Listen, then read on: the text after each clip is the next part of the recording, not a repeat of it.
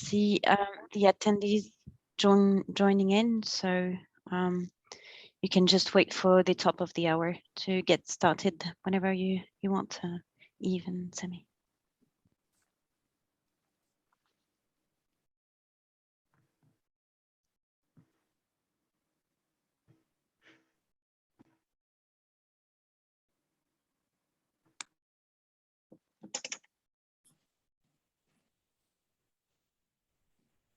Okay, so let's make a start. So a huge welcome to everyone who's joining our second Word Day official webinar tonight. This is the prime spot around how to live well with paediatric rheumatic diseases.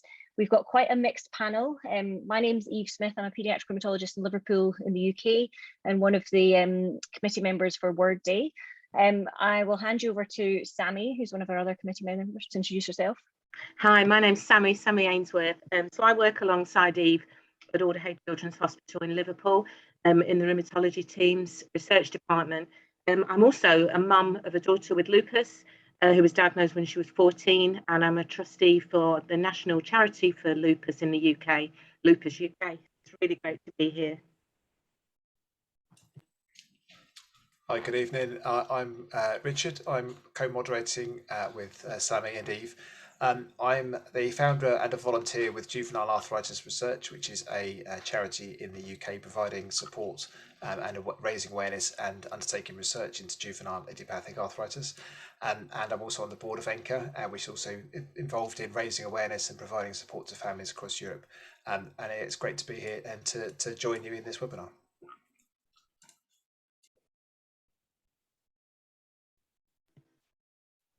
Okay, so I'll just move around my screen and if everyone can introduce them. So Alexandra, do you want to? Good evening, my name's Alex Bold. I'm a barrister, but I'm here in my capacity as a parent. I'm the mother of Bridget. She was diagnosed when she was 9 with a rheumatic disease. Bridget's also on this panel and she's going to speak in a few minutes, so I'm not going to steal her thunder. But primarily I'm here as a parent. I'm also a trustee of a charity called FAIR, which stands for Funding Autoimmune Research. And we support and fund a very broad range of autoimmune diseases. And I'm delighted to be supporting Word Day today. Thanks, Alex. Jeanette? Good evening, everyone. My name is Jeanette Capon. I'm a pediatric physical therapist working in a rehab center in Amsterdam, the Netherlands. And I'm also the chair of the health professional within the PRESS, the European Society of Pediatric Rheumatology. And I'm delighted to be on this board, and I look forward to hear more from you and take questions. Thanks. Jennifer? Hello, my name is Jennifer Wilson, and I'm the Executive Director of Cassie and Friends Society, and we're a patient and parent and healthcare-led charity in Canada where 24,000 children are affected by juvenile arthritis and other rheumatic diseases. And our mission is to transform kids' lives through research, education, connection, and support. And I'm really excited to be here. Thank you. Thanks, Jennifer. Chris? Hi, my name is Chris Scott. I'm a pediatric rheumatologist from Cape Town in South Africa. I also started my life in rheumatology as a patient with juvenile idiopathic arthritis, and I'm the chairperson for the Global Task Force for Musculoskeletal Health. And sort of one of my main missions in life is actually finding and helping the hundreds of thousands, if not millions, of children who don't have a diagnosis in the rest of the world or don't have access to care. So I'm thrilled to be part of this fantastic panel. Thank you. Thanks, Chris. Lynn? Hello, my name's Lynn Woolley. I'm the lead for Young People and Family Services at Versus Arthritis. We're a UK charity providing support services, funding research and campaigning for change. And I head up a group of youth workers who work with children and young people to provide emotional and social support in hospital and community settings with one-to-one help, advice and guidance, and lots of fun events to bring young people with arthritis together as well. Thanks, Lynn. Jane?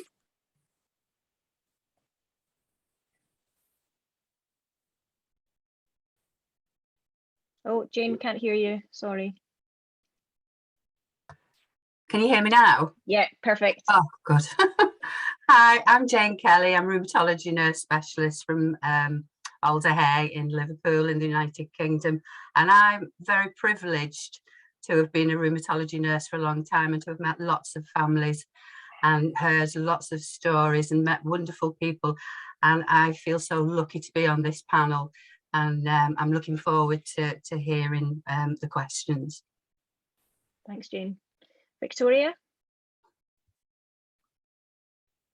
Hi everyone, my name is Victoria Allen. I'm based in Sydney, Australia.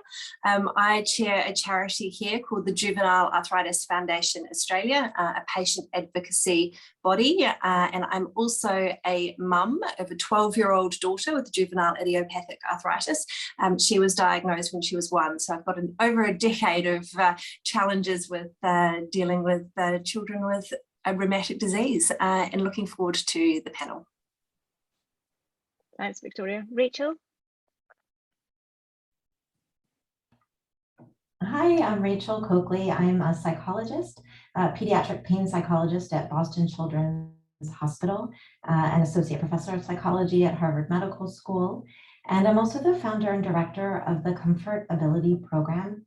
This is an internationally disseminated clinical intervention to help kids with painful conditions and their parents. And the goal of the mission is to really teach evidence-based skills that come from psychology that can help kids to boost comfort. And so thrilled to be here and to answer questions about pain management. Thanks a lot, Rachel. And last but not least, Bridget. Hi, I'm Bridget. I'm 17 and I have mixed connective tissue disease. Thanks a lot, Bridget. And we're now going to hear a talk from Bridget. As we're going through the talk and afterwards, the audience is very welcome to put questions in the Q&A that we can answer afterwards.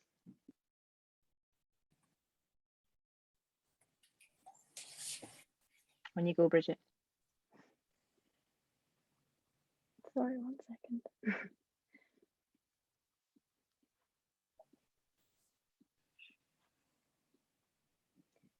Hi, I'm Bridget. I'm 17. I have mixed connective tissue disease and I've had that disease since the age of 9.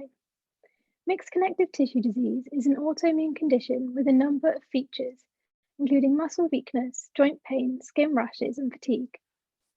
I was at primary school when my symptoms started. My body ached, I struggled to climb the stairs, I couldn't run freely or walk easily, and at times I was too weak even to lift my bed cover. Small things caused big problems.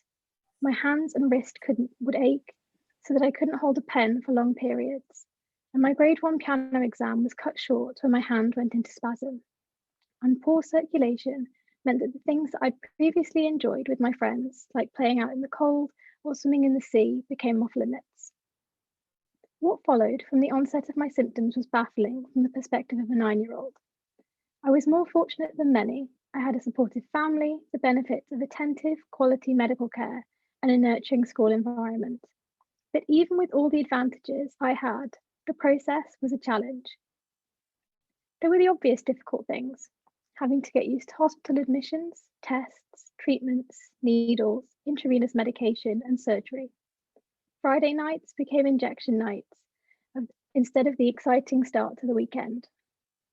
And there were the things that made me conspicuous in unwelcome ways. I had to wear a leg brace for a time, which drew stares in public.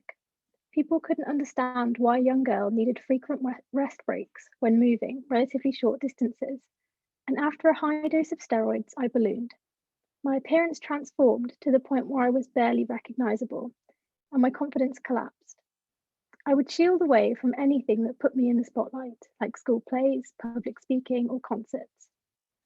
But some of the biggest challenges were more subtle and less obvious. There were the day-to-day problems of having an invisible illness that wasn't obvious to other people. Some children and adults would question why I wasn't joining in with things when I looked okay. Some suspected I was being lazy or perhaps using my illness as an excuse when, for example, I didn't take part in sports. It was difficult to explain to them that the cold would cause my joints to seize up to such an extent at times that I could barely move. The skepticism of some was exacerbated by the unpredictability of the illness. Periods of flare-up and remission meant that I could do things perfectly well one day and not the next. So what were the things that helped me to navigate this process, and what helped to make things better? First, being introduced to other young people who had similar experiences and who understood the difficulties was a major bonus for me. That first happened to me at Alder Hey Children's Hospital, where I became involved in two groups. The first is RAISE, which stands for Raising Awareness of Invisible Illnesses in Schools and Education, a charity founded by Sammy's daughter. And the second, Generation R, which is a young people's advisory group.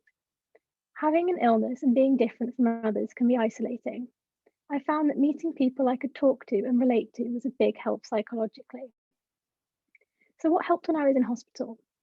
As a fairly young child, I was being helped by play specialists, nurses, who would help to distract me from the dreaded needles and other painful processes by playing Where's Wally and telling me how good I was at it and how terrible my mum was at it, and who would generally keep my spirits up and keep me busy and diverted with giving me things to paint and make.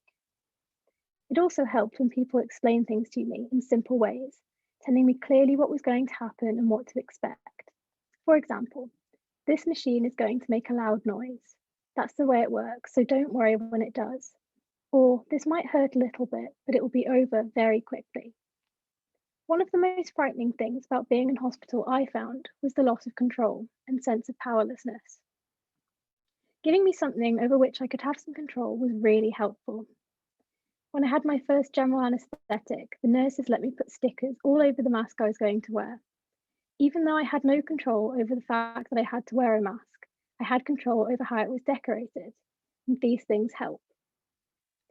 Another thing that helped during periods when I was an outpatient was the effort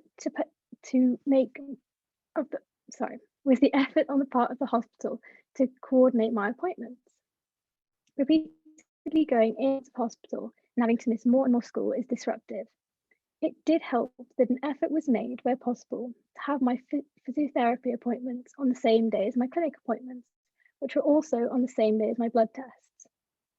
School is also a huge part of the life of any child, and the fact that my school took a flexible approach and did the best thing that it could to work around my individual circumstances was really important. I've heard horror stories from other people about their experiences at school. For example, being told, "You can't come on the school trip because we can't manage your health needs." By contrast, I remember going on a school trip to a North Wales castle, and my teacher standing on top of a windswept castle turret, crushing my large, unwieldy tablets into a yogurt so that I could take my medication at the prescribed time. And that willingness to accommodate my illness and disability made a difference to my ability to take part in normal school life. So what should now be done to help improve services for children with rheumatic diseases and raise awareness for these conditions? There is still a surprising lack of awareness of the existence and implications of these conditions. Initiatives like Word Day are an important means of raising and spreading awareness. Youth voice is also so important.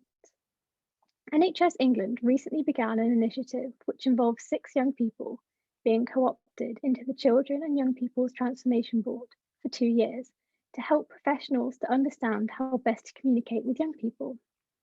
I was fortunate enough to be one of the first young people to do this.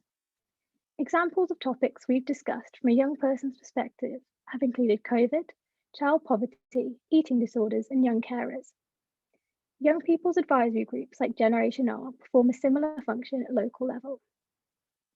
The Lancet Medical Journal has also put together a global youth panel, of which I am the UK representative. Youth members from across the world help to make the Lancet and Child Adolescent Health Journal reflect the views of young people in vastly different cultures with different healthcare systems. We suggest ideas for articles relevant to their lives. Then, of course, there are charities, many of which are represented on this panel. I've been involved with the charity FAIR, funding autoimmune research, which was founded by the same teacher who crushed my tablets at the top of Conway Castle. Even though I'm doing much better than I was in those photos, I found a medication that works for me. I still have my rheumatic disease. My disease is still incurable, and I still go through rough patches. It's important that while we focus on the positives, we don't forget how difficult and relentless these illnesses can be. This is why Word Day is so important, as we can hopefully aim to make rheumatic diseases more bearable and even possibly find positives that come from them. Thank you. Thank you so much, Bridget, for that fantastic talk. I think everyone on the panel will really, everything that you said will resonate with them, and you've articulated brilliantly so many things that we hear from many patients and families. And particularly like that you had a number of practical suggestions that have really grown over time, haven't they? So from first diagnosis to over the years, and these are, I think, hopefully have inspired many of the families or other people in the call and given them ideas of things that they might be doing differently from tomorrow. And you also really highlight the importance of peer support and linking in with charities and other organisations, and how things like that can actually give you energy and help, rather than be, when we've got so many other things to deal with, they actually give you a lot of strength and support. So so now we'll move on to the next part of the evening and move on to the questions. So we've got one question in the chat so far. So I'd really like to encourage everyone sitting at home to ask some more questions of this fantastic panel. I'm sure they'll have lots of great advice for you. But I'll start with the first question that's in the chat at the moment. So this is from Elaine Alkema. My daughter is 11. She was diagnosed with RA when she was 10. We did some bloods. Her anion gap is higher than it should be at 25. Her total CO2 is much lower than it should be at 13. Is this because of her medication? She's on Rheumatic, Plaquemine, Coxflam, and 1 prednisolone per day. Chris, can I direct that question to you?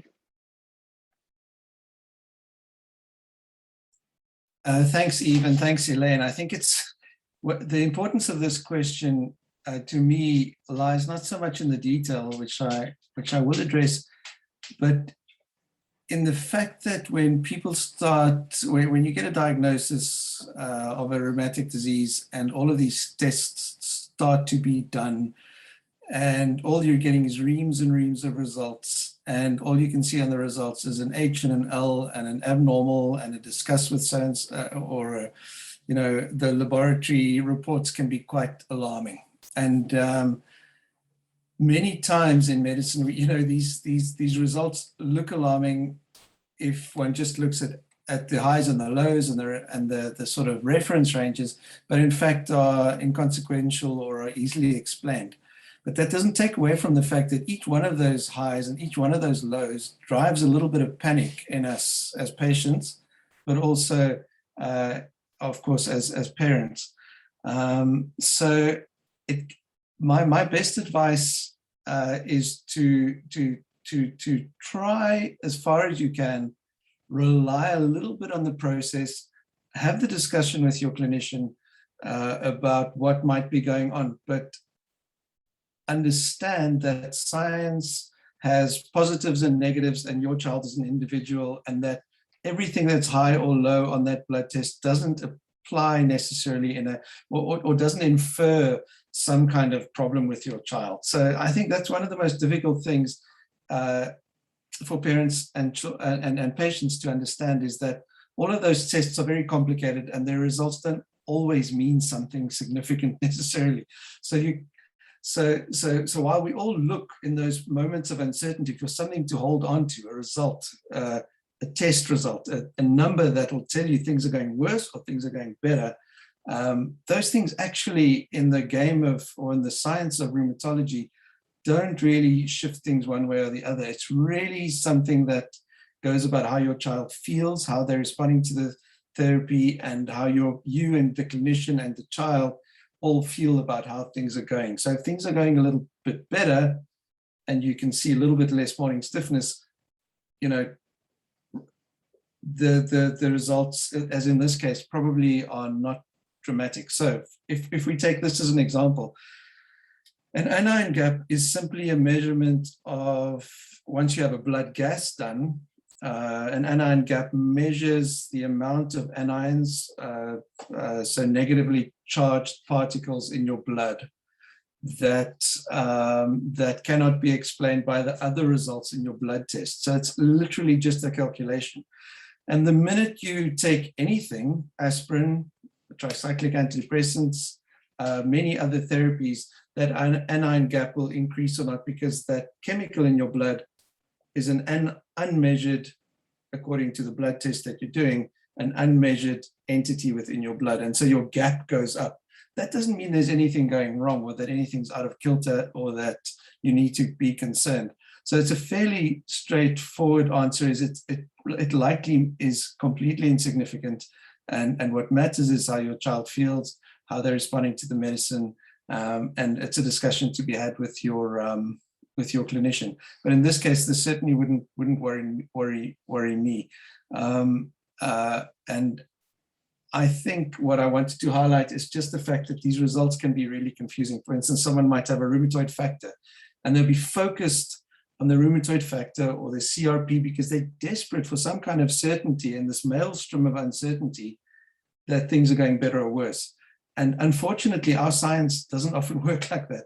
It works on what the patient's like, what their joints are like, what the response to therapy is like, clinically, rather than based on the laboratory tests. So as a parent myself, I want to sort of give the message that blood tests don't tell the whole story. They're just part of a very complex puzzle, and your clinical team probably is able to manage those. And you should just ask the question straight up, and you get the same answer probably that I just gave.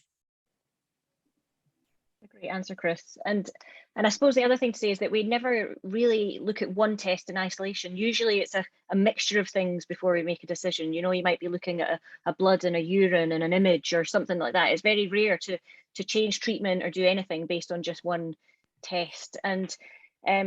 And in some situations, if you do, something might be slightly abnormal, and we know that chasing that abnormal thing might actually cause more harm than good. So if the patient is well in front of you, there's no point in you know, really increasing the steroids or doing something that actually might cause more harm. So I'll hand over to Sammy to ask the next question. Hi, yeah, I've got a question that was sent in before.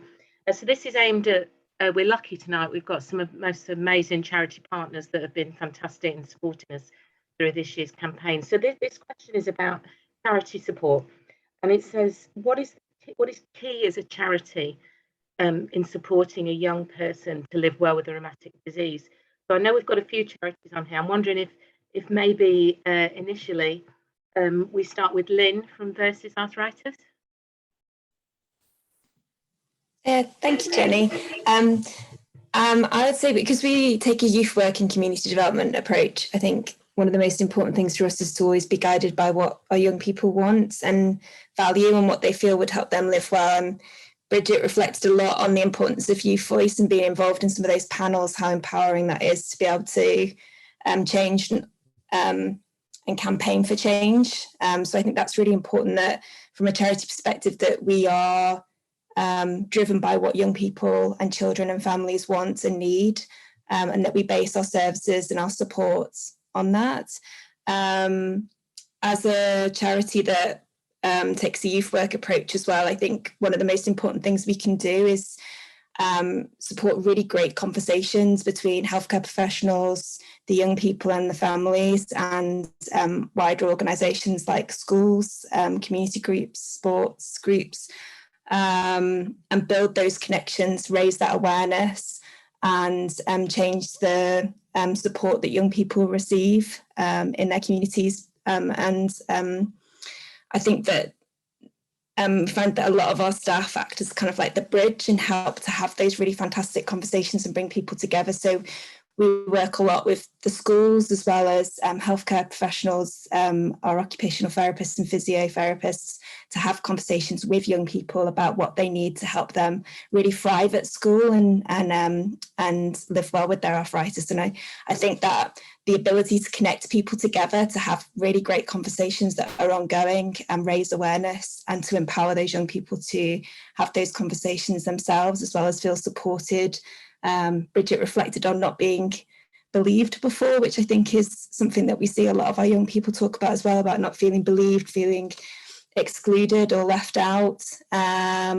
People fearing or there being stigma around the diagnosis and not understanding. And I think a lot of that comes down to communication. So I think there's some really important roles there around charities supporting and facilitating partnerships, bringing people together, generating great conversations, and being guided by what young people and families need and want. Thank you. Yeah, that's absolutely brilliant. And like you said, communication is key. So Victoria, would you like to come in now, and then maybe we'll go to Jennifer next? Sure. I agree wholeheartedly with what Lynn has said. The Juvenile Arthritis Foundation Australia has focused on giving children and their families a voice, and that has been something that has been significantly lacking in Australia for children with rheumatic diseases, and building community. So bringing people together and being able to share their stories and feeling connected with other people who are sharing similar situations has been really key for us. And I also think, even harking back to the point that Chris was making, it also depends very much where you are in your journey, whether your initial diagnosis and understanding how to navigate the health system and everything that is happening to you is key as well. So not just dealing with your pediatric rheumatologist or your ophthalmologist, but understanding OT, nutrition, physio, everything else that goes into trying to navigate and do the best that parents can for their children who are going through something that is so new. And because awareness is quite poor, particularly in Australia, you can't actually see other people who are going through it unless we build those communities. Thank you. That's so true. It's so new and so scary right at the beginning. There's so much learning to do, isn't there? Jennifer, would you like to add to that? Yeah, so I definitely echo the comments that came before, and like hearing Bridget, so many of the youth that we've encountered in our community are just the most articulate, resilient youth. And I think on the parent side, having the opportunity to hear from youth themselves at the inner strength and the resilience they've shown throughout their journey gives a lot of hope to parents who are first starting out in the rheumatic disease journey with their younger child, just to see how capable these young adults are. And they are challenging conditions, but they do definitely just make exceptional adult as well. I think everything everyone said about giving youth a voice, just showing someone you're not alone is such a powerful moment, usually transformational. And I just will just highlight, I shared earlier today, but on the Cassie and Friends Instagram, we have a group of young adults in our community who started actually the first registered university club. It's called Rumors, and their mandate is to raise awareness of rheumatic disease at their university campus, which is incredible. So Rumors is doing a full Instagram takeover at CAF Society. So you can hear from young adults sharing their stories like Bridget. Also just, really working with youth in our community to bring their ideas on what will help to life. So another amazing thing that come out of Canada that I believe some people internationally might have been aware of is a podcast called Take a Pain Check. So we have teen arthritis group leaders who often have ideas of their own. And so this is a podcast led by youth with rheumatic disease on topics that are of concern to youth with rheumatic disease.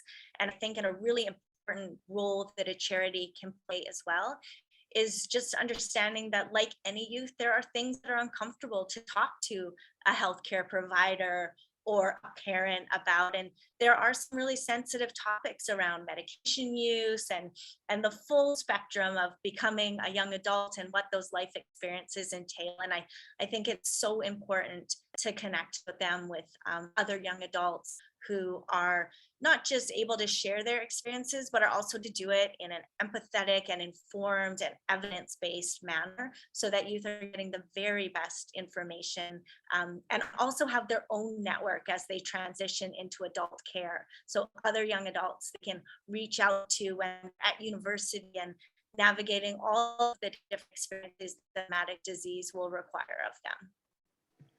Thank you, Jennifer. Yeah, transition is so crucial and so tricky to get right. That sounds amazing. Richard, have you just got a final comment before you come in with the next question, as from Jar's perspective? Yeah, absolutely. Thank you. I think as all three of our speakers have just said, actually putting the child or young person first is the most important thing, and listening to what they say, because what they say might not be what you think they're going to say. So a lot of the resources we've developed are because young people have said, we want something, and we've provided it. So we provide it. For example, we have support packs that we send out to people who ask for them, which helps them know they're not alone, helps them know that somebody cares about them, and shows them there is hope for the future. One of the things that some young people asked us for is a way to communicate to their friends at school, because they've lived with these people for 5-6 years going through primary school, and they've just never understood why they're off school so often, because they're going to hospital appointments, or they've not been well, or they've had a flare. So we developed little cards that they can give to their friends. They can give them to their teachers. It explains why that day they might not be able to do PE, whereas the day before they were running around and looked fine. And they were all things that have come from children and young people and their families who've said, there's this gap, can you help us fill it? And then we have. And we've just released last week our new school toolkit, which is going out into schools in the UK, which again, it provides a lot of information to help raise awareness of juvenile arthritis, and the resources and support to help schools effectively support children and young people in a way that children and young people have said they need that help. But absolutely putting children and their families first is absolutely the best way of doing it. So on that note, I'll move on to our next question. Thank you. So we have a question.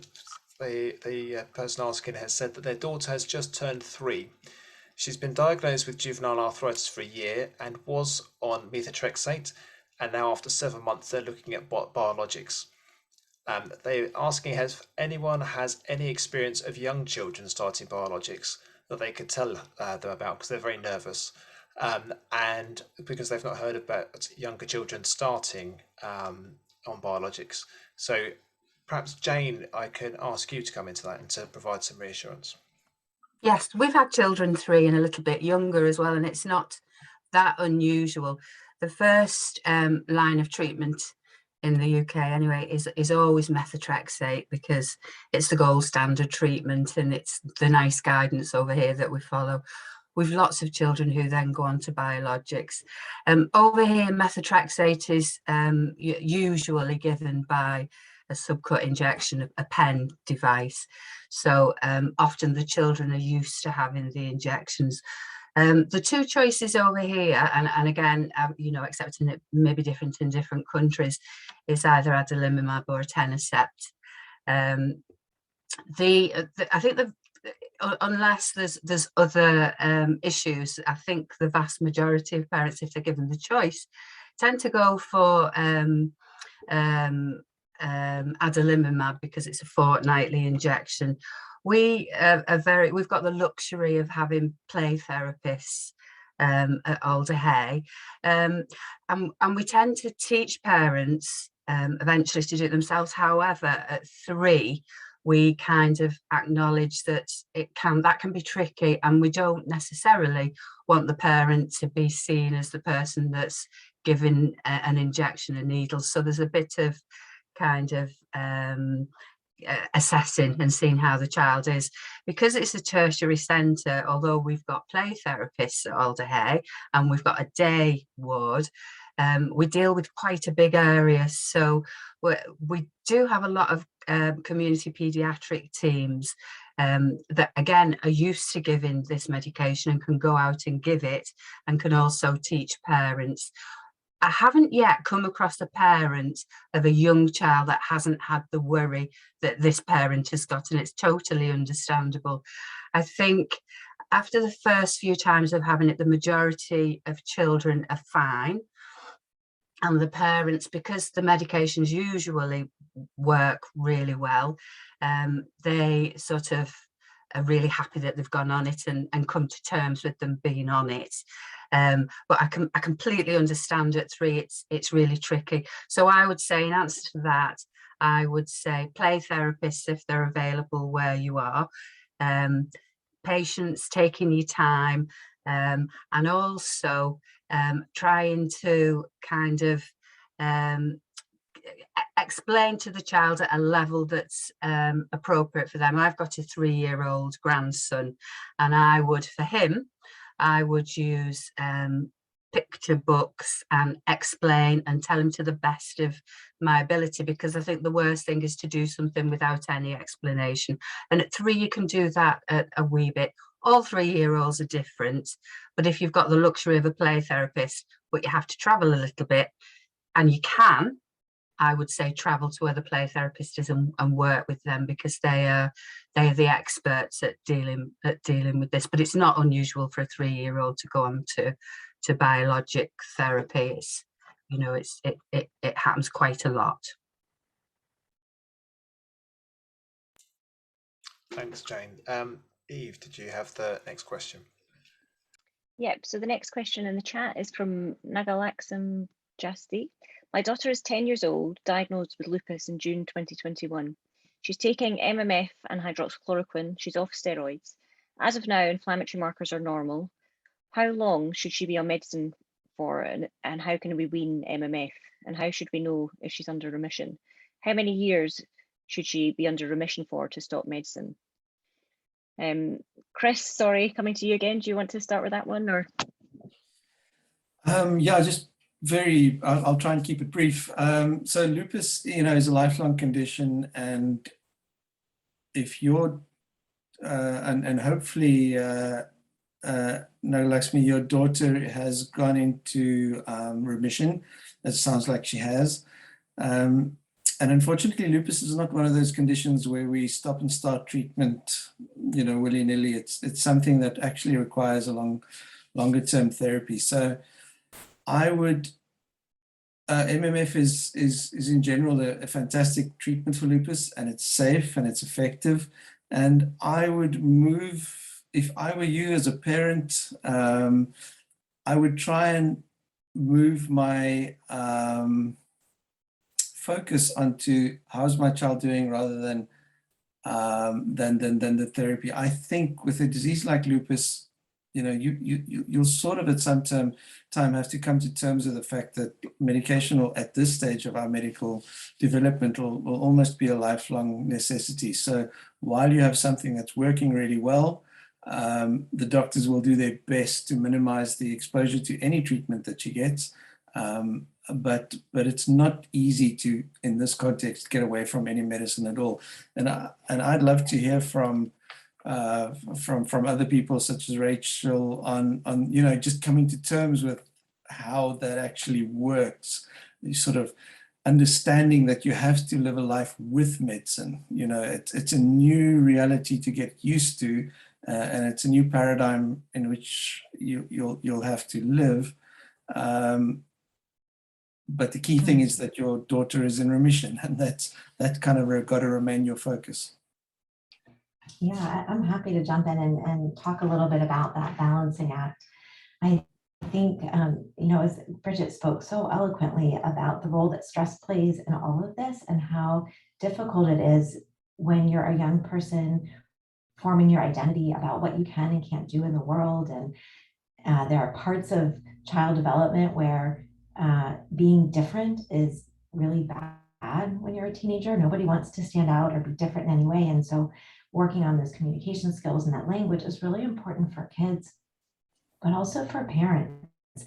And this changes throughout a child's development. I think that's really important too, because what a child needs at age 3 in terms of understanding, they need to know that they're safe. They need to know that they can be well cared for. They need to know that parents understand and can support them. That is really important for a 3-year-old as kids go through their development.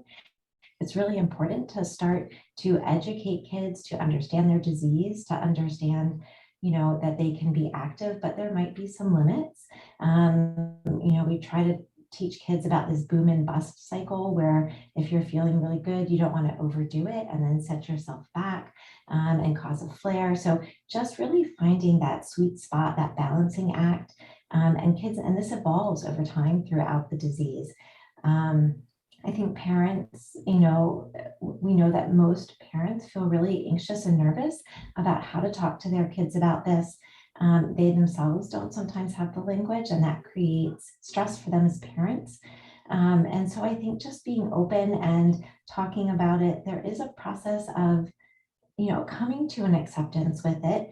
And not to say that this is going to limit or shift lives. Many kids who learn the coping skills and strategies to manage their symptoms and feel like they can bring things into balance they're incredibly resilient, and the skills that they learn in balancing their disease serve them throughout their life in various aspects of their life. And so I think that just recognizing that this is multifaceted and that it shifts over time is really important. And to your point, Chris, about sort of, medications being a really essential part of this, I often describe it to families by like thinking about, 3 tires of a tricycle, and medications are an essential tire to fill. If you imagined a tricycle with 3 flat tires, we have to fill one of those tires with medication. That's a really essential part of managing all rheumatologic disease. And then one tire needs to be filled with some structured physical activity and valued activities, things that kids look forward to, where they can be active, even if there are some limitations around that. And then the third tire, we really like to see filled with the evidence-based skills that come from psychology. So coping strategies for managing pain flares, relaxation-based strategies, mindfulness strategies, but then also developing good health habits and routines that help kids to continue to feel their best. Thank you. Rachel. Thank you so much, Rachel. So this question here actually links quite nicely into what Rachel was just saying, but I think I'm going to aim it at Jeanette first, and then maybe bounce back to Rachel. So the question is from Michael, and he's talking about his daughter who is 6. And he says, our daughter 6 is frequently in pain, mostly in the evenings. Beside medication, we're wondering how to speak to her about this and what we say to her. This is pain that will be there time and time again, and most likely she will have to deal with this for the rest of her life. Heartbreaking, but somehow we need to deal with it in a practical way and give her support and a positive outlook. Do any in the panel have ideas or strategies that could help in managing this pain from a communication and psychological point of view? And I'm wondering if, Jeanette, you could maybe start, and then maybe we could come in with Rachel, and there might be a parent on the panel who's maybe actually got experience of this as well. So over to you, Jeanette. Thank you. Thank you, Tammy. Pain is an awful symptom coming with rheumatic disease. It's for a parent very difficult to see when your child is in pain, and usually you can't do a lot than giving comfort, giving good medication, and trying to look at your child what they need at the moment. And sometimes you would like I hear also parents need some insights of what it is for the child to have pain, or they when they're young, like 6, they can already explain a little bit what they feel. Even when they're younger, like the parent of the child of 3 years old, it can be even more difficult when they can't express themselves. So I think the most important thing, what usually all parents do, is look at their children and look how they behave. And most parents, they have an intuitive feeling of what's good for children, and I want to enforce that your intuition most of the time is a good intuition, what they need. And but I notice sometimes that parents also can be bothered by the ideas of how to be a good parent on pain. Sometimes have thoughts of, you shouldn't go too much into this pain, or you don't want to be too worried. And I think that's a process to see how you can cope with pain. So that is the first thing. Trust your intuitive and trust on your feeling that you want to stand by with your child. And from the child perspective, every child is different. some children ignore the pain and they just go on with playing and doing all the things they like, and they are distracted. And as a parent, you see already, well, that is going much too far. After 1 or 2 hours, I've got a crying child. And it is depending of the age, of course. I think when the children are young and they are not able to regulate themselves, as a parent, you are there to help them regulate. And yeah, it is it is the best, of course, when it's in a good relation, and that it's not a struggle, that the child feels I'm not allowed to do things, because that is not a nice feeling for the children, that they feel, oh, I'm not allowed to do so. I think that the challenge is to see what's possible and to help the child regulate their activities when they are challenging pain. So sometimes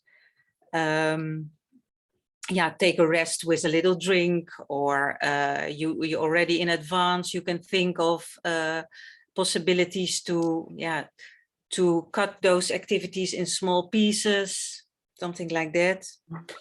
And the third thing I want to address is that you can help your child also to express pain, because it will help the child also to get help, especially in the school situation, when the environment is not so sensitive as a parent is. I think it's important to help your child express themselves in school situation. And for young children, like 6 years old, in the school situation, there's a group and there's a teacher, and the attention of the child is what's the group doing and what is my task, or they enjoy what they will. And it can help, but in my experience, to of course, to inform the teacher, but also to bring the child and the teacher in a situation what's more intimate, and then they can share about their feelings and about the disease, how it affects the activities. And what I learned from parents and what they give me back working with parents and children is that when there is a good relationship between the teacher and the child, it helps the child to have the courage to express themselves also. Yeah, thank you, Jeanette. Rachel, is there anything you'd like to add to Jeanette's comments? Yeah, thank you. I think to Michael's question, nighttime is one of the hardest times for most kids with pain. Number one, they might be uncomfortable from the activity of the day. And number two, all the distractions of the day are gone. And so they have much more focus on the pain. And I think what's really fundamental for kids and parents to understand is that pain is messaging that comes from the brain.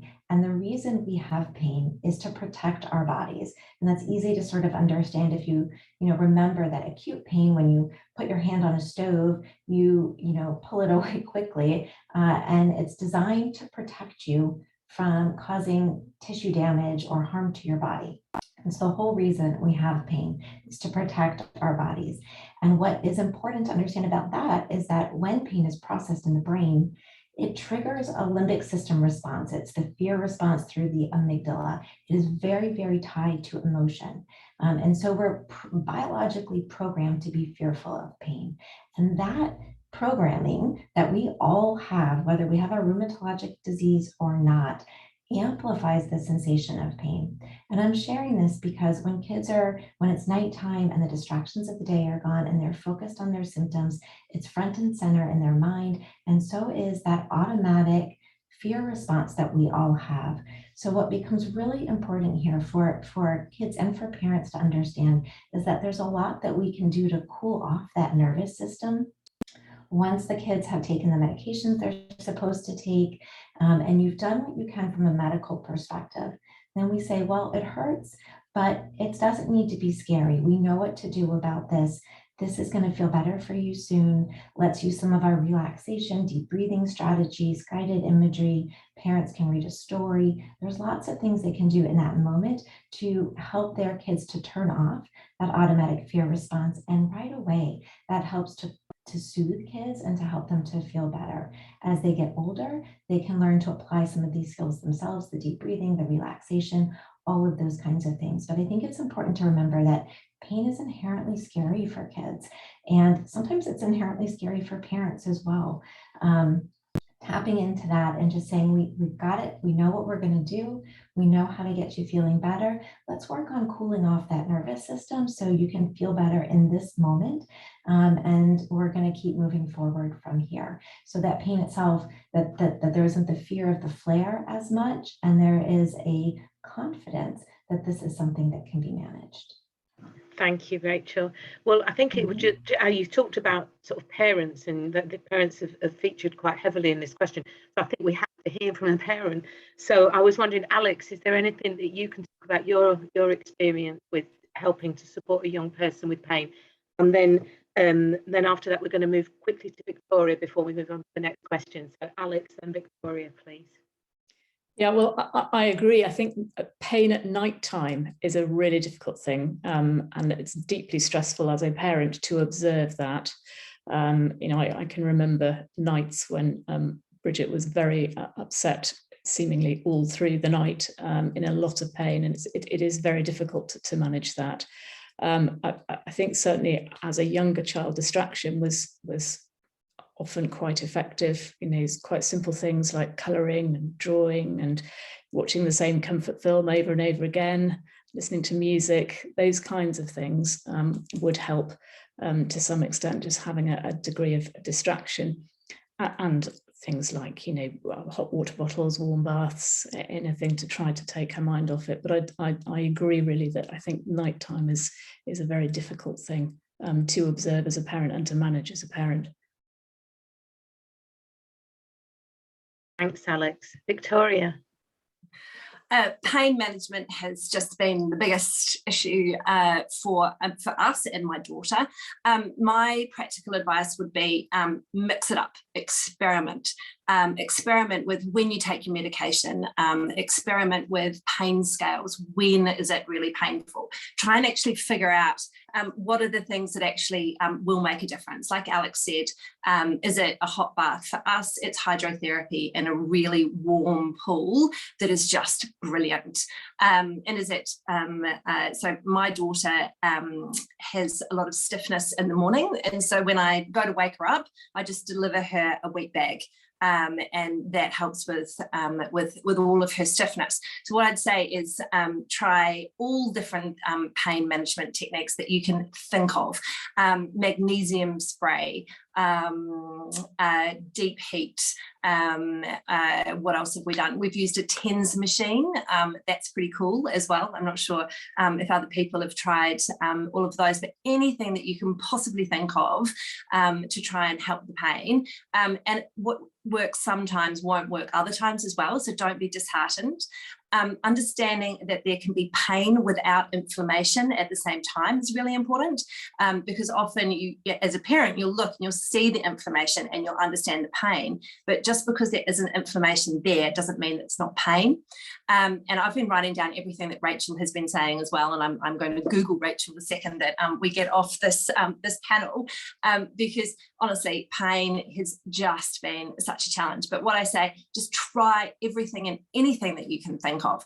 If somebody else, you know, has a pain from some other thing and they've tried something, just give that a go. And understanding the pain scale is really important as well. Like, where are we? What is this? What have you been doing? Just try anything and everything, and hopefully you'll find things that work for you. Thank you, Victoria. Chris, have you just got one quick comment that I think you might want to say, I believe? I apologize. It's less of a comment and more of a question for the experts and the parents in the room. But my experience of pain is, or at least I want to know from people at some point. I'm speaking as both a patient who lives with pain and as a father of a child who's gone through many painful operations and so on. But at some point, you've got to give your child permission to have those rough patches and to own those periods and get through them and not catastrophize the pain, not underplay it, but understand that life is just going to sometimes, especially with a rheumatic disease, life's going to go up and down. It's always going to be there. It's never going to be away. Life's never going to be perfect. There's always going to be, your tea's going to be cold. You know, there are so many things that are not perfect. And in your life as someone with rheumatoid with a rheumatic disease, your life's going to have these ups and downs. So at some point, giving the child permission to own that space and to find their grit and get through it. I'd like to hear from the parents and Rachel and Bridget's most important voice. How do you find that grit and how do you inculcate that in your child? Bridget, do you want to answer? I was actually, I was typing an answer to the last question, so I missed a bit of that, sorry. So, Chris, do you want to just quickly summarise, Bridget, just briefly your question? Apologies, Bridget, for my droning voice. So when you have pain, there are times as you get older, especially, that you just have to start owning it and dealing with that space yourself. And where do you find the grit to be able to deal with that? And how do you sort of start taking control of that space yourself, which I think is such a crucial part of dealing with the pain. And makes your life easier and certainly, you know, as parents, nothing is more terrible than your child going through pain. So how do you kind of own that space? How do you develop that thing and that realization that life's always going to go up and down, and you're going to be dealt several hands of painful episodes in your life? I think a lot of it is about understanding and again, like I said, control. So when you get a little bit older, you can think things through logically, which you can't do when you're younger very much. And so pain, you can communicate much easier than when you're younger. And so the whole thing just becomes easier to think through. So when I was younger, it was pain, ow, and then I'd cry, and then no one else would do what was happening. Whereas now I can kind of say, right, I've got pain. That means that I should probably not go and do sports today, or I should probably take a painkiller. And just, maybe I'm not explaining this very well, but they, being able to think things through properly makes a big difference. And I think from the parents' perspective, when you're younger, being able to kind of have the patience to wait till the child can think things through is important, because when you're little, you can tend to, you do reach that end point of what you want to say, sort of, this is what's hurting, but it just takes longer. Whereas when you're older, it's much quicker because you can just say, my knee's hurting. And this is why I think so, because I have the experience. So yeah, I hope that answered the question. Yeah, it does. That's great, Bridget.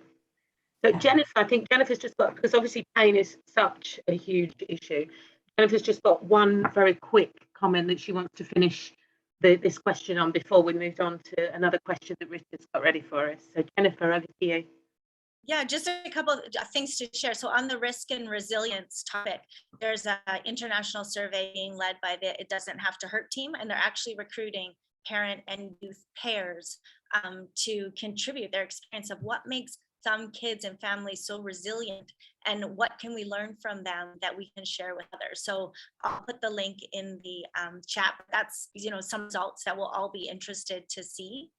And then on the chronic pain side, we at Cassie and Friends, we just did a chronic pain webinar. So a full hour, including patient and parent story, a full Q&A period with a pediatric rheumatologist and a pain physician. So a really like more in-depth look into chronic pain and understanding how you can help your child.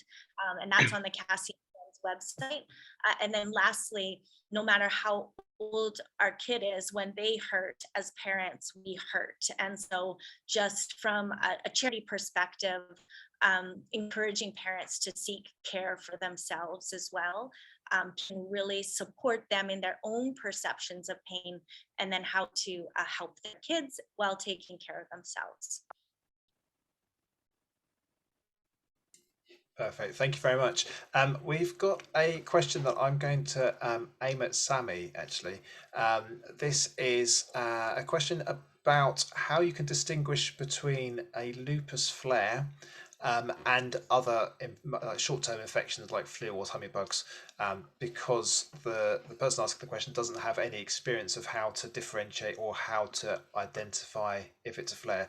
And so I'll ask you first of all, Sammy, and then perhaps Jane can jump in with any other tips if you can answer from your experience. Thank you. Hi, thank you. I think probably the most important thing is to say there is no perfect answer possibly to this question. You've just got to go with your instinct. And right at the beginning, when Sophie was diagnosed, the slightest sniffle, the slightest cough, anything at all, if there was an ache, pain, it was, oh, is this a lupus flare? Because you're on absolute red alert and you're learning about the disease just as your child is. But eventually you learn how to read the symptoms, and eventually you learn how to read your child. And more importantly, your child learns how to sort of read and understand their own symptoms. So I don't think there's an easy fix or an easy answer to this question. I think it just really, really takes time. We're 8 years down the line now. And even now, sometimes when Sophie's having a flare or having just what she would describe as one of her lupus days, she will sometimes say, I think it's just one of my lupus days. And the key question is to just watch and to just wait. But then when we were first in at the start of the journey, we were incredibly lucky because there was a fantastic wraparound care with the specialist nurses at Alderhay. And I was very, very lucky to, my first meeting with Jane was in a completely different capacity, where I would ring a helpline if I had even the slightest hint of an issue. And Jane would be at the end of that helpline at the hospital to quite often just sort of, you know, calm me down and to just talk through any fears and probably just say, look, let's just see how she goes for the next couple of hours. But then if things got a little bit worse or there was something really not quite right, very quickly we would be on our way into the hospital for the doctors to look after Sophie. I think it's all about, every child is different, every symptom is different, but it's just being able to access that wraparound care, which we were very, very lucky to have. And it's amazing because obviously now I know Jane in a completely different capacity, but the absolute level of care that the rheumatic specialist nurses play in the journey that every family goes on, to me was absolutely crucial, and I will forever be indebted to the whole range of support staff that were there every step of the way, like Jane. So Jane, is there anything you'd like to say to add to what I've said? I think you've what you said is absolutely bob on. So we've got advice lines every day, and we've got email contact. From my point of view, you don't muck about with lupus. So and especially in children, if a parent isn't sure and a child isn't sure, and particularly if they talk about certain symptoms, you know, as Sammy said, I might well say, well, let's see how they go. But 99.9% of the time, we would probably get them up and arrange a review on the day ward. After discussion with the consultants, I'm very confident with juvenile arthritis. I'll assess them myself and I'll do joint injections, so on myself, and change medications myself. With lupus, I know what I don't know. So when a parent rings and is concerned, or an adolescent rings and is concerned, and depending on the symptoms that they describe, we often will just say, look, come up and would review them. So and the symptoms can be so different with each child, and children can get poorly quite quickly with lupus. But I think Sammy answered the question perfectly, and that's we're very privileged. I mean, we've got 7 consultants, we've got 4 rheumatology nurses, we have juniors, you know, we have people that on the whole we can see patients really quickly, and that's what we do with any concerns about lupus, certainly. Thanks a lot, Jane. And I think to add to that, I suppose just to really emphasize that this will get better for you over time. You know, you're only a year in, and you know, in another year, in 2 years, you'll have met so many different scenarios that you'll feel you can manage these situations so much better. And you know, if it's really clear that they've got a runny nose and everyone at home's got a runny nose and their symptoms are exactly the same, then you'll maybe feel a bit more relaxed. But I think this will all get better with time, and maybe just trying to think about practical ways that you can link up to your clinical team, whether or not you can email a photo, or whether or not you can, you know, things that you can do so you don't necessarily have to go into A&E every time, because that's just stressful for everyone, isn't it? So I've got a question from the sort of pre-prepared list, and I think this is something that that is quite a struggle. So my little boy is 4. He was 2 when he was diagnosed. He's really angry and I don't know how to handle it. Rachel, do you want to start with that, and then maybe we can hear from some others? Yeah, absolutely.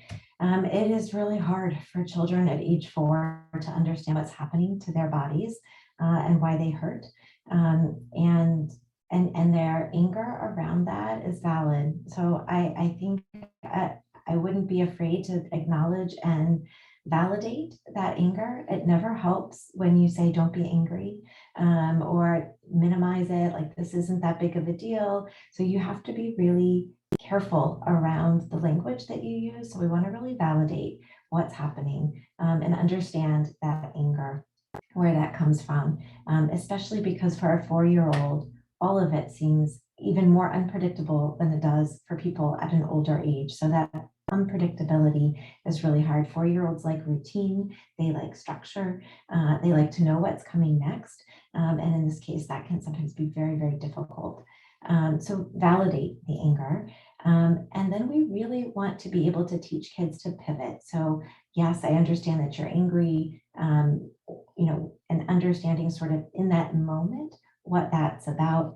And even at age 4, giving kids some tools to manage their anger. You know, maybe it's a squeeze ball for them to squeeze. Maybe it's coloring. One of the parents sort of talked about using coloring as a distraction. Sometimes it's a breathing technique. You know, can you take that anger and channel it into your breath? Can you breathe in like you're smelling a flower and blow out the candles? And sometimes even just a couple of deep breaths like that to reset those really strong feelings, or that activation emotionally can really be helpful. And you can even join sometimes with your kids about anger. I think parents are always feeling like they want to either reassure their kids, don't worry. Reassurance perpetual sort of reassurance doesn't really work to give them the tools that they need to shift. And so better to sort of think about what can you do in parallel with your child? What are the coping skills you can offer? I'm happy to share sort of I've written a book for parents, and in it, there's a wide array of skills and strategies that parents can teach even young children who are struggling with pain. So I think really building in those coping skills, validating their emotional experience, whatever it is, even if you wish they didn't feel that way, it's important to make it valid. And then giving them some opportunities to shift away from those strong feelings. Thank you, Rachel. So the next question sort of links in really nicely, I think. And it's all about supporting the mental health of a young person who is living with a rheumatic disease. And the question is, what do you see as essential in supporting the mental health and well-being of a young person? And I think charities play a huge part in supporting sort of the whole families. So I want to maybe see if Lynn can answer this question first, please.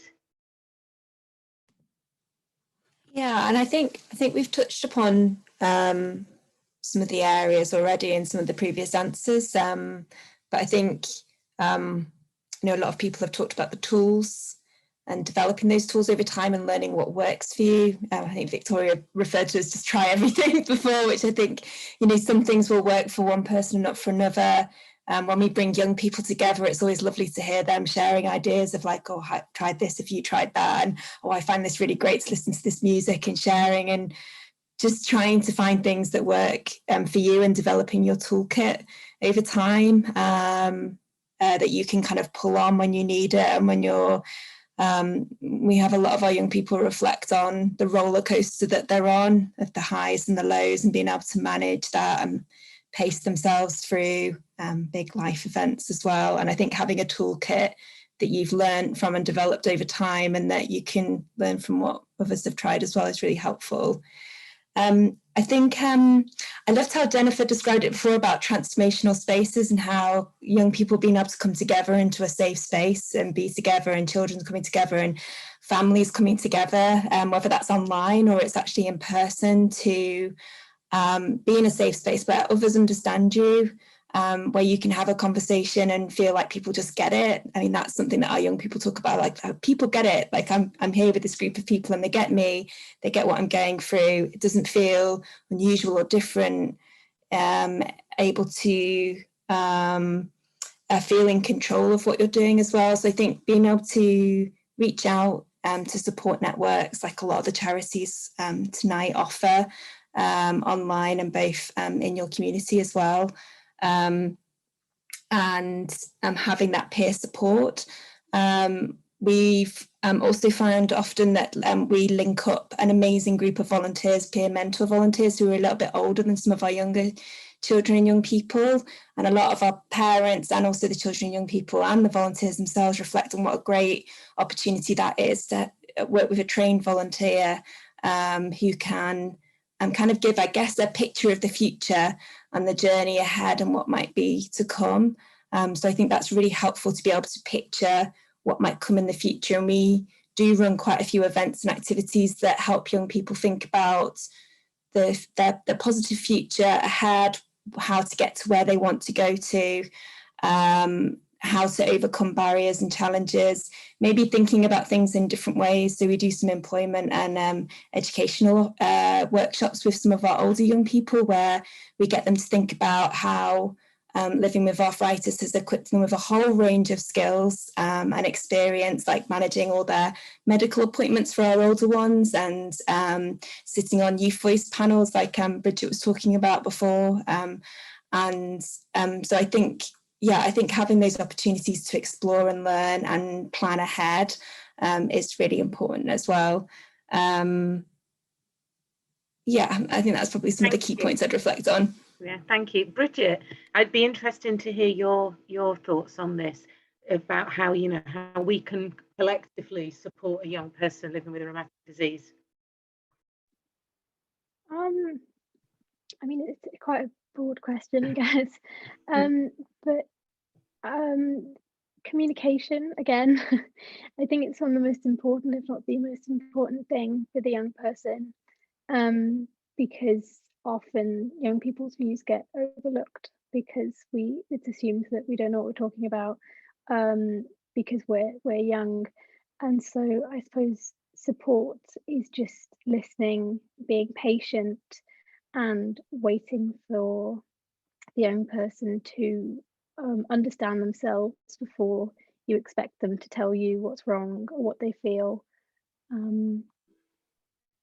I don't know, a lot of it depends on the individual. So having one size fits all things, it just doesn't work, because there is no one size fits all for any condition. Thank you, Bridget. Thank you very much. I've got a question here that for many rheumatic diseases, treatment isn't just medication, it also includes physiotherapy and other support. But lots of young children and young people find physiotherapy quite difficult and quite boring. Sorry, Jeanette. So I'm going to start with Jeanette, and I'm going to ask a few of the rest of you as well for your one very quick top tip. If you can make physiotherapy more interesting for a child or a young person, what would your one top tip be, Jeanette? Have fun. I think that's the best. That's the best thing to be active. And I must say, I work in a multidisciplinary team, and there is physio and occupational therapist, and there is psychologist and social worker. And I think I've got the most fun job. And I experienced that the children also experience as fun. And I think the reason is that I always try to look what's possible and try to combine what's healthy and appropriate, but also what's playful and what is fun. And I totally agree that exercises like stretch your leg and bend your leg or lift your leg or your arms, it's very, very boring. So it's always good to see in what moment you really have to do necessary exercises. For example, when there is a joint alignment, there's a threat of that the joints are unaligned, or but if you're talking about be active and use your muscles and use also your lungs and your heart, there is so many things you can do in a playful way, and what can be easily adapted to the possibilities of the child. Thank you. Perfect. Victoria, I'm going to ask you the same question. How can we make physiotherapy fun for children and young people? Look, I echo what Jeanette said. For me, my hot tip would be get in a pool. It is the best and easiest and funnest place to use your muscles in a weightless environment that doesn't cause any further inflammation. That would be what I would say to do. And that's been the thing that's totally changed how we deal with my daughter's flares and her pain, because the pain stays for a lot longer than the inflammation does. So that would be one thing that it is an easy way for you to insert the activities that are set for you by a physio into a fun environment. And that's really worked for us. And also I have to say massage, and particularly massage from a physio, has been great. And that has been the way that I have got my daughter to go, because she loves that part of it. So find some part of it that will attract your child's attention and really work on that. So we don't go, when Lucy was younger, we didn't go to physio, we went to massage. So using different language as well can be really helpful. So don't say you have to do physio exercises, find a different way of describing it and putting it into your routine. And also, I guess one thing that I would just really say is be observant about your child and what your child enjoys. Like I used to find my daughter hanging off the end of the breakfast bar. And so I bought her some monkey bars. So just be really observant about what works and what makes your child enjoy things. And then you just have to put the effort into trying to slip all of those exercises and what's good for them into their routine. It's just like, I think of it, just like trying to get your child to eat vegetables. You know, you disguise them in every different possible way that you can. So you have to do that with a lot of things that are going to come your way when you're navigating this journey. Thanks a lot, Victoria. That's lots of good tips there.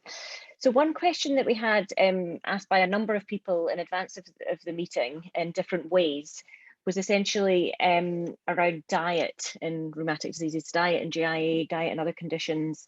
Should things be excluded? Do we need to be giving supplements? I was going to ask you this, Jane, because I think it's probably the type of question that you probably get asked. So I think patients are in with the doctor and then they end up spending much longer with you, and this is probably when this type of question comes out. So it'd be interesting to see your thoughts.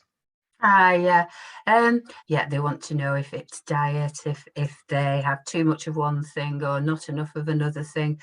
The thing that I find worrying and a little bit sort of upsetting is I don't know why oranges seem to be a thing that people are reading about, and recently had one mum who'd completely stopped the child from eating citrus fruit, and the child loves citrus fruit. So you just kind of say, you go through evidence-based, and that the most important thing is a healthy diet, and there's no sort of evidence that changing a diet and omitting things from a diet or adding things to a diet really makes any difference. It's just, a healthy diet that's important.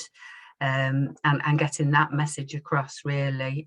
Supplements, they talk about giving extra supplements and so on, and apart from vitamin D, you know, again, we tend to say, well, if they'll eat a healthy diet, which of course is a bit of a challenge anyway with children to eat a healthy diet, but no, I tend to try and guide them away from missing things that a child particularly likes to eat. I suppose another thing to add to that would be, you know, if there is someone who's very intent on trying to exclude certain foods, to maybe encourage them to exclude them in series rather than altogether, because essentially children need to grow, and if you go cutting out too many things all at once, you know, your child's not going to be happy and they're not going to grow, and that's going to be a big worry. And I suppose it's just thinking about reflecting on some patients that we've seen over the years where, you know, when this has really become an issue and become a power struggle type thing between families and parents and children, you know, then funny things do start to happen. So children can end up hoarding certain foods or becoming obsessed with the worst foods or things like that. So I think having a healthy approach to eating and diet and just trying to have a balanced diet is by far the way forward. And there's no strong research that you know, I know of that supports any particular diet really for any of the conditions that we deal with. Exactly, and it's just something else that make children feel different from the peers. You know, you're adding to the pressure of, well, you can't have that because it might be, you know, that might be why you've got arthritis, or it might make your arthritis. I think anything really that adds to things and makes them feel different from the peers is not helpful and could be harmful psychologically. Yeah. Sammy, do you want to bring the next question in? Yeah, well, we've got 9 minutes left. So I just wondered whether, because when we've listened to all of the speakers tonight, and obviously we've heard Bridget, who has just, I think, blown us all out of the water.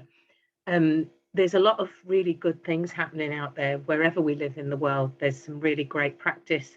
And I just wondered whether there was just one thing, just one short snapshot that, Eve, if you want to direct it around the whole panel, so everybody just gets one thing to say that they've taken, that they think of is a positive, one thing that we can all take away from how we can help a young person to live the best life that they can.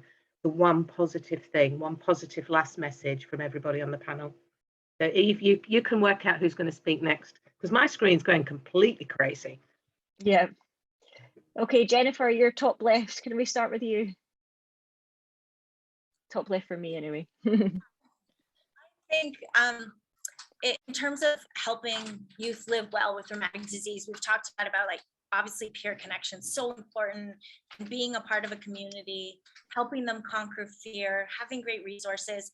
But I think that the piece that I see that really changes their lives is being a part of a community of action and giving them from small to big something to do to give them hope for the future.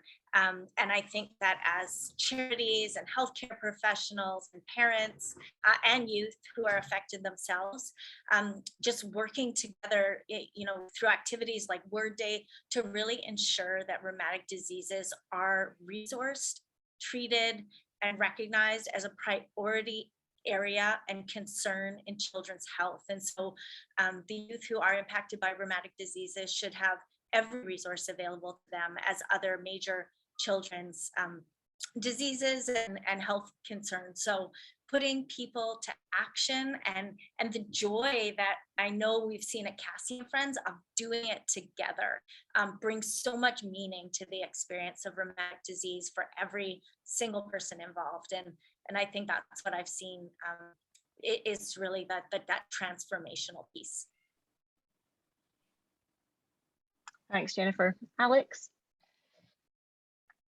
Yeah, well, a very similar point to the one Jennifer's just made, actually. The thing that I used to notice would always give Bridget a real boost was when she came into contact with other people who'd had similar experiences, not necessarily the same diagnosis or the same illness or even necessarily the same symptoms, but just had had similar experiences. And when she listened to people talk who were maybe a little bit older than she was, at further down the line with their experiences, and some of their experiences resonated with things that she'd experienced.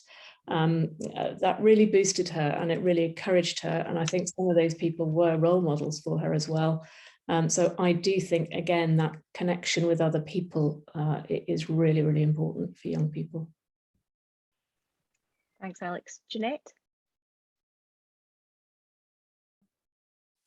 I recognize that connection with other peers is very important, and to encourage the feeling of being normal, to be just as the others. I think that's very important, and especially in physical perspective, I think it's so important to for the self-esteem of children, that they can join as much as possible on the activities of peers. So I always try to look how children can join these activities, maybe a little bit in an adapted way.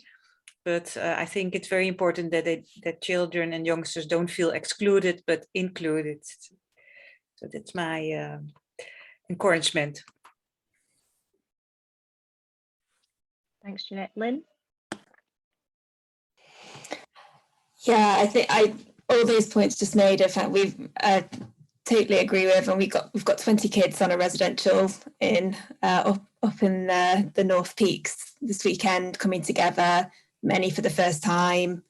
We'll be meeting other young people for the first time with rheumatic disease, and just really transformational spaces where they can be themselves and grow in confidence and go away with a support network to go on that journey together.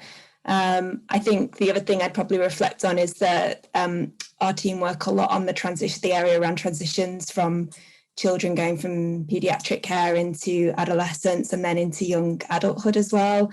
And I think being able to equip and empower young people on that journey to take control of decisions and feel like they've increasingly got the tools they need to plan for the future ahead of where they want to go in life is a really, really important transition in a young person's life, and being able to support them on that journey is really important. Thanks, Lynn. Jane?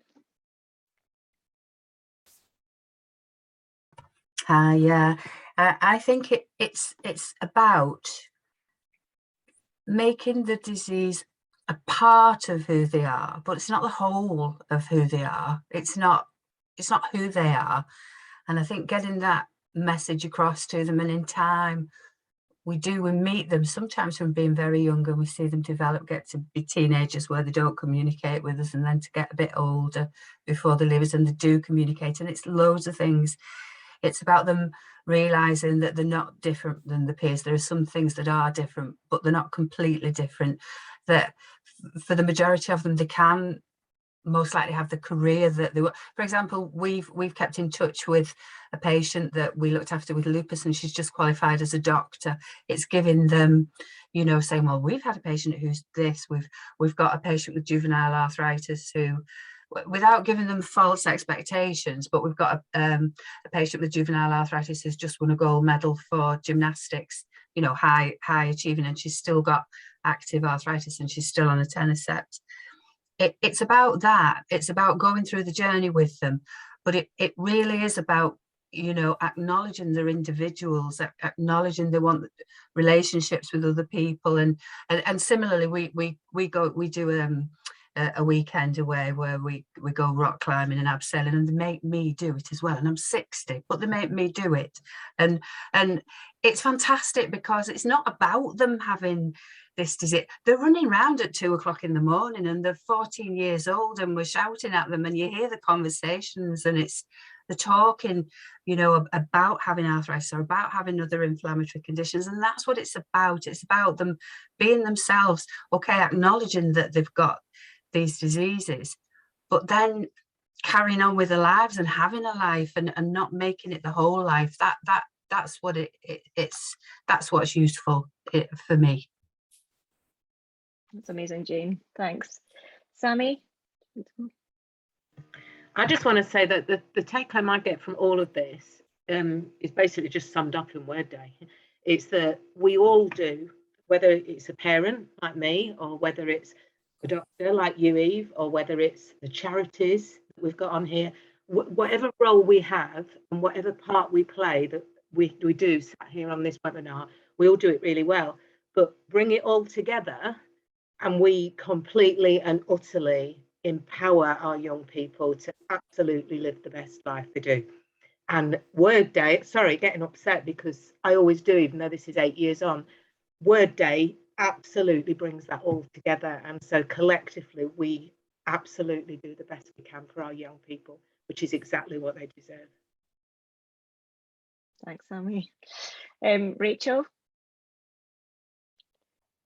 Yeah, I'm just marveling at everybody's sentiments. It's so empowering, and there's this incredible sense of resilience around all of this. And I think that's really the take-home message, is that these are symptoms and diseases that can be managed. We know a lot about how to support kids and how to help them feel better and to build self-efficacy, which is this confidence that this is a manageable situation, and that they can approach their life and plan for their future and do all of those incredible things. But I think we can't overlook the fact that there are parts of this that are inherently stressful. And I will just put a plug in to say that I think the well-researched skills and strategies that come from psychology are often underutilized by kids and parents. We know a lot about how to help support and build, as Chris was talking about, how do you build resiliency? How do you build that sense that this is something I can manage as an individual with a rheumatologic disease? And we know a lot about how to do that. So don't be shy about building in the psychological skills and strategies that we know that can be helpful as a proactive, downstream, early part of kids learning to cope with their illness and disease, so that they can sturdy up and move forward. And just as Jane was saying, make this a part of their life, but not really the thing that identifies them. That's a lot, Rachel. We're getting towards overtime, but I'm still keen to hear from everyone. Just one last thing. So Victoria? Sure. Challenge of going towards the end. Look, I think I'd make 2 comments. The first is just make sure that your child knows that you have their back. You are completely on their side, because that's the support, that's their go-to place. So just make sure that they know that you've got their back. And the other thing is just never give up. Even though it's really challenging and you feel like you're banging your head against a brick wall, just don't give up. That's me. Thanks, Victoria. Richard? Hi, thank you. Yeah, just very briefly to pull something together, what some other people have just said. It's all about giving hope. I think it's important to provide that support and show that you've got your child's back, and putting the child or young person first. Their condition is a big part of their life, but it doesn't define who they are. And as one patient told us a couple of years ago, we are not our disease, we are our dreams. And together, collectively, we've got this. Thanks a lot, Richard. Chris?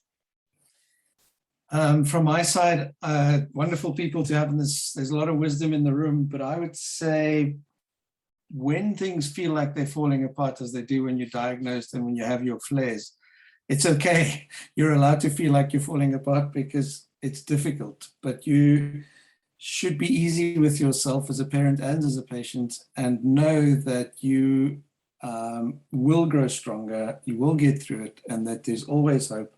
And we always get through this with every single child I've dealt with. Even if the normal isn't the normal you expected, there's a happy normal at the end of each one of these pathways. So have hope and be easy with yourself. And Bridget? Thanks, Chris.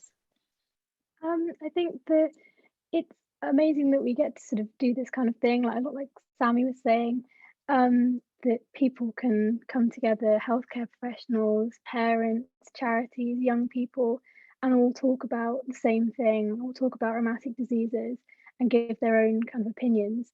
So I think just everyone keep talking about it. Never think that your story's been told too many times, because the more that we all that, you know, talk about it together, the closer we get to reaching goals and finding, you know, hopefully maybe not cures, but ways to live with these diseases. Thanks a lot, Bridget. So I think everyone will probably agree here that this has been a fantastic webinar, and it's been amazing to bring everyone together. It's like we've had such a mixed panel with so many different experience, so many practical suggestions, and I think we've definitely met the aim of discussing how to live well with pediatric rheumatic diseases. And I think we're all going to take probably about 10 things each away from this talk today. So thank you so much for joining. Everyone's work is not done. You now have to stay up all night tweeting and Facebooking about Word Day and thinking about what you're going to do for next year. So thank you very much, and see you soon. Thank you. Bye, everyone. Bye, everyone. Bye-bye.